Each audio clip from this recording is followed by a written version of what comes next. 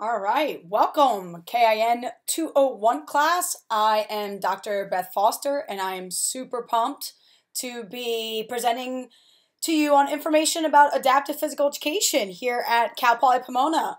So if you do not currently have a pen, pencil, piece of paper, or a Word document open on your computer, please go ahead and pause the video and go ahead and get that because you will need to take notes, and I will be proposing a few questions for you to answer throughout this presentation. So if for any reason you have questions about my presentation or some follow-up information that you want, my email is up on the screen here. It's efoster@cpp.edu. Also, my office is located in the Bronco Bookstore, Building 66, in room 218.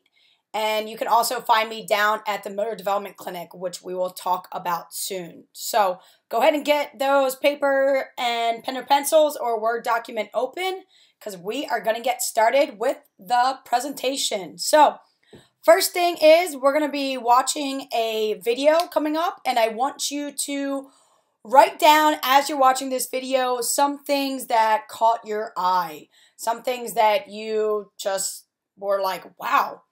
And then we'll kind of talk a little bit more about why that video was relevant and get into a little bit more about adaptive physical education and the crossover between different professions within adaptive physical education. All right.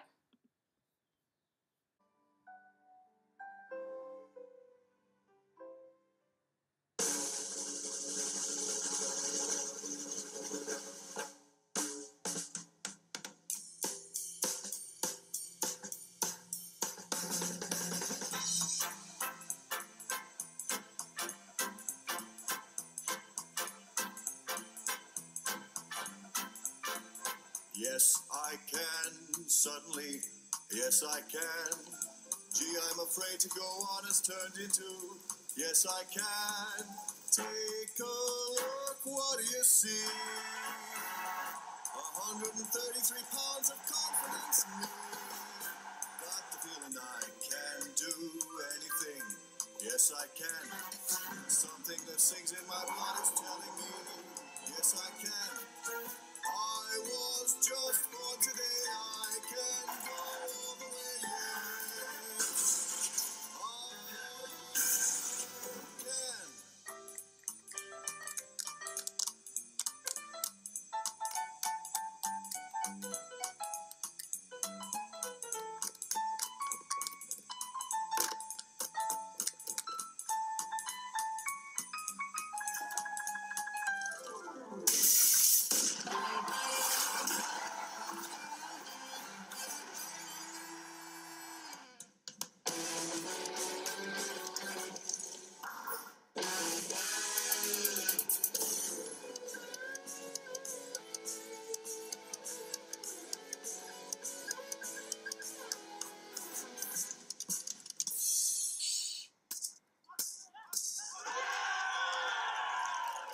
Yes, I can.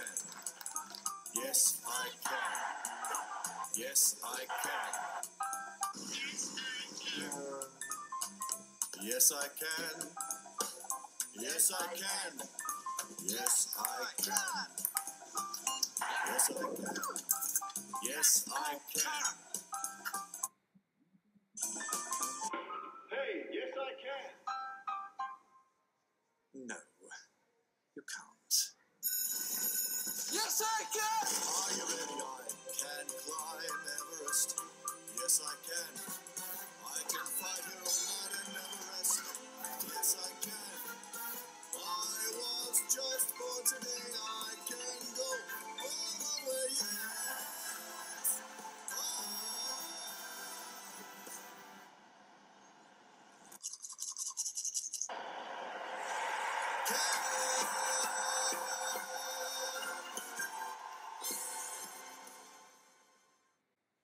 All right, so that video was actually from the Rio Summer Paralympics.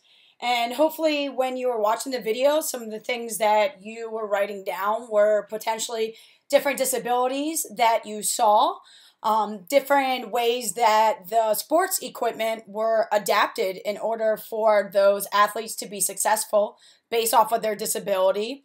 And then also just hopefully some overall kind of things that you didn't think you were going to see, as far as someone, shooting a bow and arrow with their mouth, or driving a car doing donuts using their foot. Just this past year was the Winter Paralympics. So to provide you some information about that, probably you guys know every 4 years, there goes the Summer and then Winter Olympics. And partners to the Olympics is the Paralympics, which occurs 2 weeks after either the Summer or Winter Olympics. And the Paralympics are specific for individuals with disabilities, and it is housed at the same Olympic site that the Olympics are at. So the same Olympic Village, the same gyms, avenues, and different facilities, exactly the same as the Olympics, is used for the Paralympics. Now, when I talk about Olympics and Paralympics, many people think of another type of Olympics that is very popular here at the United States and actually internationally. And that is the Special Olympics. Now, something different between the Special Olympics and the Paralympics is that in order to compete as an athlete for the Special Olympics, you have to have a primary disability as an intellectual disability. Majority of individuals that compete in the Paralympics have a physical disability, but they can also have an intellectual disability, and it's all based off of how they are classified. So within the Paralympics, to have equal playing field across different disabilities, they have a classification system based off each disability type, and also your ability that you have within that disability type. So it actually kind of ranks you. So any of you that have played golf before, if you know of what's called a handicap, it provides you additional shots so that you can play other people that might be better than you and still be able to have equal competition. That's what the Paralympics does. There's also another type of Olympics, and that's called the Deaf Olympics.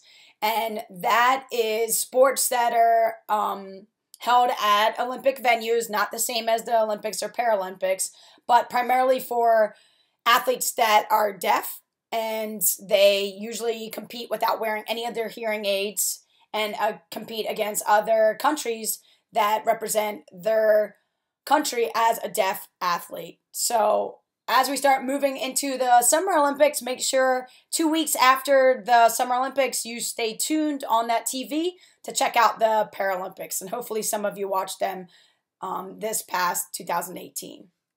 Okay, so now we're going to get into a little bit more information about adaptive physical education. Now, adaptive physical education actually falls under this umbrella of APA, which we consider adapted physical activity. Now, under this umbrella, there are 3 different avenues where professions can kind of take place, but all based off of the same kind of learning of APA. So that is what we have here at Cal Poly Pomona, is adapted physical education, which is primarily for our students that are going into pedagogy for single subject physical education. They could then actually take additional coursework to obtain their added authorization in adaptive physical education and be qualified in the state of California and across the U.S. to be able to teach adaptive physical education. Now, 2 other professions underneath this umbrella of adaptive physical activity is adapted sport and adapted recreation. So why did I show you the Paralympics? Well, that's really a crossover between adapted sport and adapted recreation. So adaptive sport is really the grassroots to getting into the Paralympics. So becoming a coach for specific athletes with disabilities and coaching them on a specific sport, whether that be a mainstream sport or a sport that is actually designed specifically for a disability type. So a more mainstream sport under adaptive sport would be swimming. In that video, we saw some athletes that were doing a start for a backstroke, but had to use a towel to be able to get in their start position with their mouth because they didn't have arms to hold the starting block for swimming. Now, compared to baseball or goalball, which is actually a sport that is specific for individuals with vision loss. So goalball isn't played anywhere else, any mainstream sporting event, but just for athletes that are blind, vision impaired. So that adaptive sport is very disability specific. And then we go over to adaptive recreation. So that's getting into more leisure activities, which we know promote health and physical fitness. And that can be as far as adaptive surfing, adaptive kayaking, mountain climbing, which we saw in the video, rock climbing, any type of recreation, hiking, camping, but then is adapted so that we can provide them with successful access into those recreation types. So we're going to move on to more about adaptive physical education. Now, under adaptive physical education, there is a law called IDEA, which is Individuals with Disabilities Education Act. Now, in order to get special education under our public school system, you have to actually have a disability category and qualify for special education under 13 disability types or categories. And some of them we've actually already talked about so far in this video. So what I would like you to do is get out that piece of paper, pen or pencil, or a Word document on your computer, and I want you to write down and really brainstorm and think, what would be a disability type or category? And I'm going to give you about 2 minutes to write down all of the different disability types or categories that you can think of. Now, I'll give you a hint that federally there are 3 different categories. Okay, so go ahead and brainstorm and start writing them down.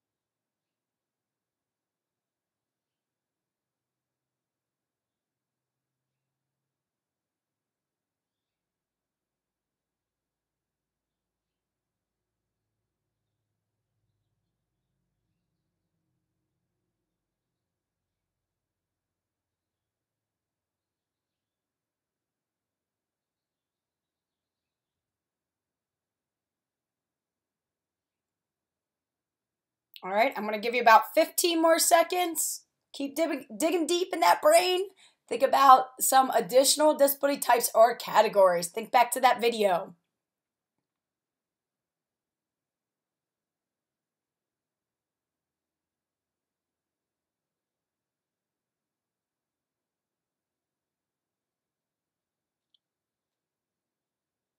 All right, so now for the awaited answers.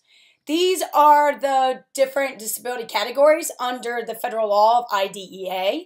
So those of you that know me know that I like umbrellas, and I think umbrellas represent a lot of education and special education. So many of these disability categories is a broad umbrella that then other disabilities or other syndromes fall under. So we have autism, blindness, which includes visual impairment, deafness, deafblind, which is a dual sensory loss, including a degree of visual impairment and hearing loss, emotional disturbance, hearing impairment, intellectual disability. Many of you might have wrote down Down syndrome. Down syndrome falls under intellectual disability. Prior, it used to be called mental retardation, but now the politically correct disability category is ID, intellectual disability. Multiple disabilities, which has to include 3 or more disabilities. Orthopedic impairment, OHI, which is other health impaired. Specific learning disability, a speech or language impairment, and then TBI, traumatic brain injury. So a student, in order to qualify for special education, would then have to fall under one of these 3 disability categories to be able to qualify for special education. Now, us that teach adaptive physical education may potentially teach some of these disability categories depending on if it impacts their motor skills and fitness abilities. Now, if there's a student that has speech or language impairment and they qualify for special education, that does not mean that they qualify for adapted physical education. They would actually have to go through testing and assessment to see if they have a delay in their motor skills, fitness skills, and ability to be safe and successful in physical education. So, to continue the promotion of adaptive physical education within the education environment, I have another video that I would like you to sit back and watch.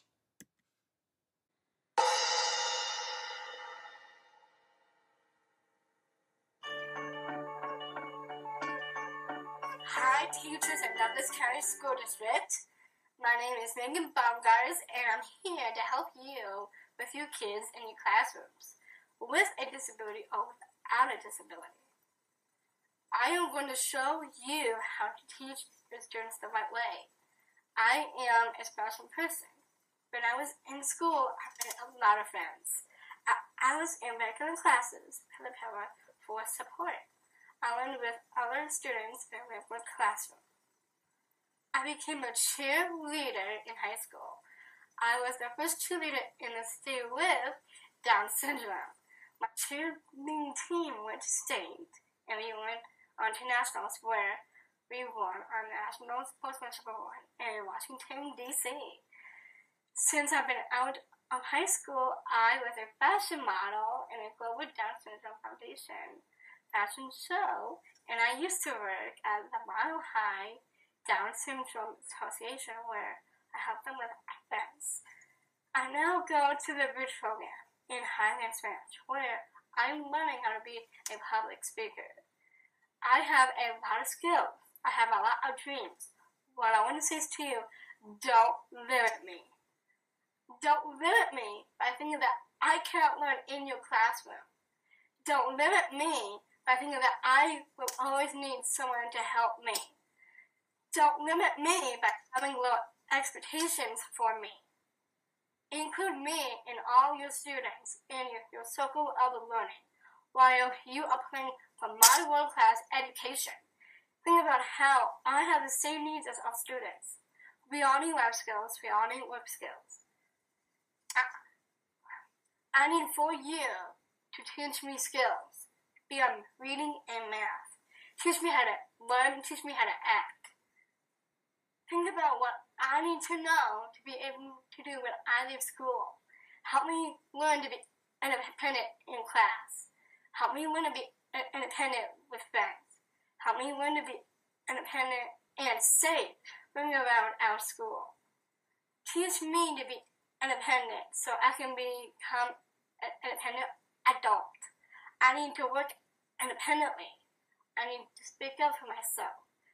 Don't limit me by teaching me to depend on others. Teach me respect, because respect is give and take. Hold me to the same behavior, expectations as others in your classroom. Teach me how to behave and excel in your class. Don't limit me by making me class mascot. Teach me what you expect from me. Set high expectations, not impossible expectations. There is a difference, you know. You will learn a lot from me. Good teachers teach and learn with their students. I will teach you a lot about yourself. I will teach your students about people with disabilities. If you don't limit me, we will teach our school how to be an inclusive community. You, my teacher, are the person who's going to teach me power, passion, love, and independence. And I will become a powerful, passionate, loving, and independent adult. So please don't limit me. My name is Megan Baumgart. Thank you for your time today. Have a wonderful new school year.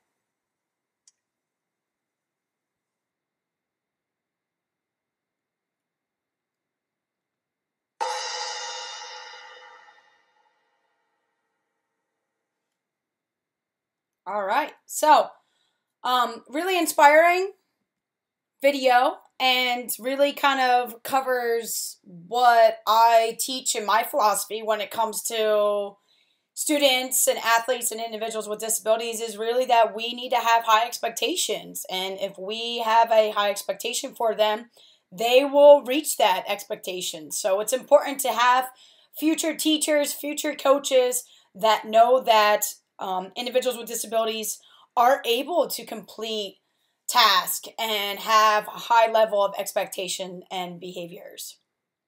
So this slide pretty much shows the many different experiences and opportunities that have been provided to myself through my education as an adaptive physical educator. I did my undergrad back in Pennsylvania in adaptive physical education and taught in the school district for about 7 to 8 years, teaching about 175 students with disabilities all across those 13 disability categories. And I really learned from my students that if I do increase my expectation and what I think they are capable of, the students will get there. They'll obtain that goal. And so some of the things that you wouldn't necessarily think of is, this picture, individuals in wheelchairs at a skate park, jumping the ramps, grinding in their wheelchairs, learning fundamental motor skills, to be able to be a ton more independent. So if they go to a building and there's steps, they don't see that as a issue or a problem. They see it as a fun challenge to be able to climb up the stairs or down the stairs in their wheelchairs. This is my friend who's a quadriplegic that goes to the gym every day and lifts weight and gains strength and fitness and cardiovascular endurance and has to wear an adapted cuff in order to actually perform these exercises because he does not have function of his hands to be able to grasp the handle, to be able to do the weights. Wheelchair rugby, if you've never heard of that, it's called murder ball, or now known as quad rugby. It's an intense adapted sport for individuals that have limitations to all 4 of their limbs. And it is an insane sport to be able to look at, watching wheelchairs slam into each other and trying to move the ball down the court to be able to score. We have archery. We have different adapted equipment. Tandem biking for individuals with vision loss to be able to ride a bike and be successful. Professional developments, being able to go to conferences and provide my expertise to other professionals and be able to network. And then also rock climbing with individuals that are deaf-blind, so using tactile sign language to be able to communicate on a rock wall. For me, there really is not a limit to any of my athletes or students' potential with disabilities. And it's up to me to provide them a safe and successful environment and to figure out the adaptations and modifications to allow them to be successful. So one of the unique things that we have here at Cal Poly Pomona is the Motor Development Clinic, which is a service learning site here at Cal Poly Pomona in which we train future teachers in adaptive physical education or adaptive physical education, future OTs, PTs, to be able to learn how to teach motor skills, fitness, and aquatic skills to individuals with disabilities. And so many opportunities to volunteer at the Motor Development Clinic. We have volunteer opportunities for the summer and for the fall and spring semester. So if that is something that you would like to get involved in, then you can always contact me at efoster@cpp.edu to become a volunteer.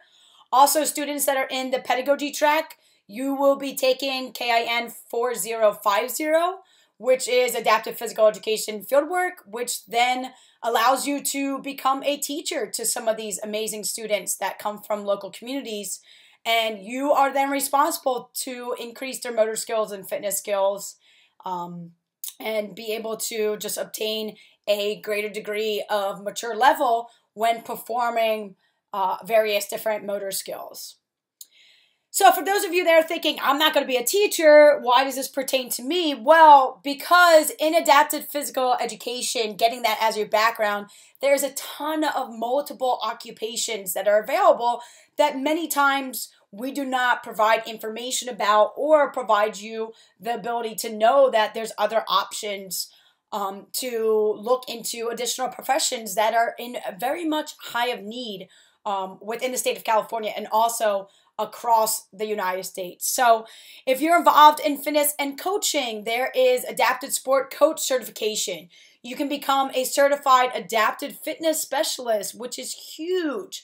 I know many fitness facilities I go to always ask, what about students with disabilities? You can actually obtain your adaptive fitness specialist.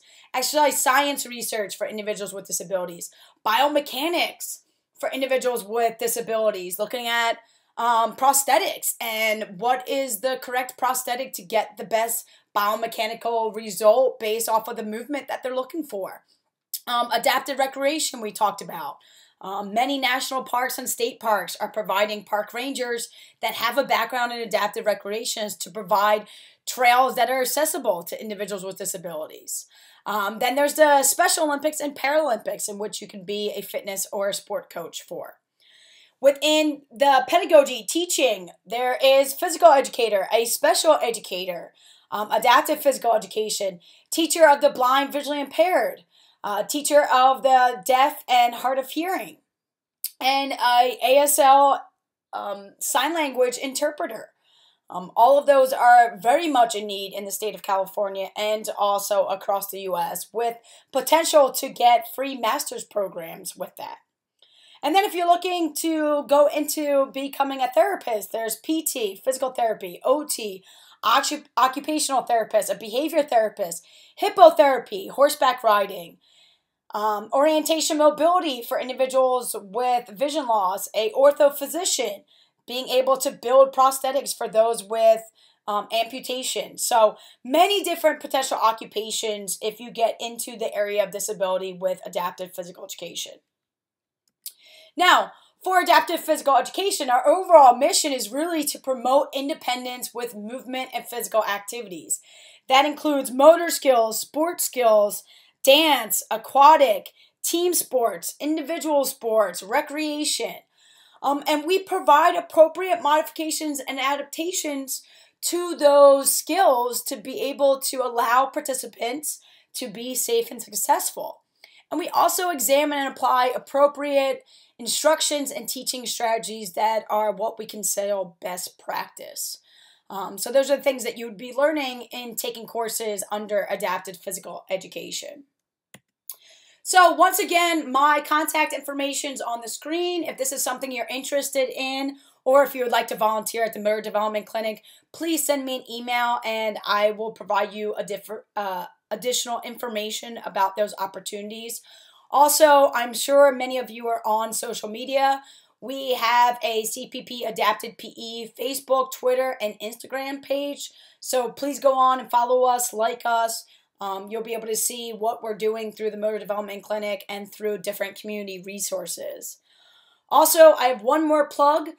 We did just receive a federal grant that can pay for your credential in single subject physical education, in addition to your adapted physical education, added authorization, and your Master's of Science with the emphasis in adaptive physical education that will go on for the next 5 years. So if that is an area that you are interested in and passionate in, then please make sure you contact me once you start getting close to the end of your undergraduate schooling so that we can see if this federal grant called Project Seeds is an option for you to potentially apply for. All right, so thank you so much for your time. I hope that you've learned a little bit about my amazing world of adaptive physical education that I absolutely love and am very, very passionate about. If you kind of got a spark of your passion for this presentation, please make sure you reach out to me and I can provide you some additional resources. Hopefully you took a ton of notes about the presentation and were able to gain some great information to move forward. Thank you very much. You guys have a great day and have an awesome end to the semester.